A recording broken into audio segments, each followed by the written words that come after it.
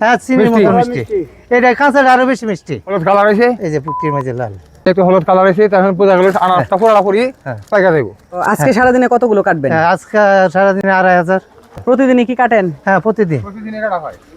আচ্ছা, এই যে আনারসগুলা এগুলো তো দেখা যাইতেছে যেমন কাঁচা টাইপের, কিন্তু আসলে কি কোন তো? হ্যাঁ পাকা। এই যে পাকা, পাকা গেছে। এই যে পাকা, এই যে পাকা। গুড়ি সবাই পাই, সবগুলো পাইকা সব, লাল হয়ে হ্যাঁ। গেছে, গুড়ি ফটে সব লাল হয়ে হ্যাঁ গেছে। মানে এগুলো সব পাইকা যাবে? হ্যাঁ, সব পাইকা যাবো। আজকে রাতে রাতে সকালে পাইকা দেবো সব।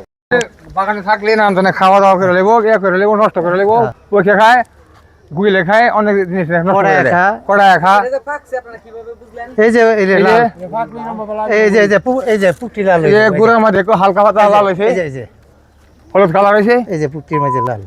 এই যে এর মাঝে একটু হলুদ কালার হয়েছে, তখন পূজা গেলে আনারসটা পোড়া করি হ্যাঁ। পাইকা দেবো। পুরাপুরি লাল হয়ে 3 দিন। 2-3 দিন সময়। মিষ্টি কেমন থাকে? হ্যাঁ চিনির মিষ্টি। মতো মিষ্টি। এটা কাঁচাটা আরো বেশি মিষ্টি। এখন যেটা এখন খালি আরো বেশি মিষ্টি লাগবো। হ্যাঁ অনেকের আরো বেশি মিষ্টি।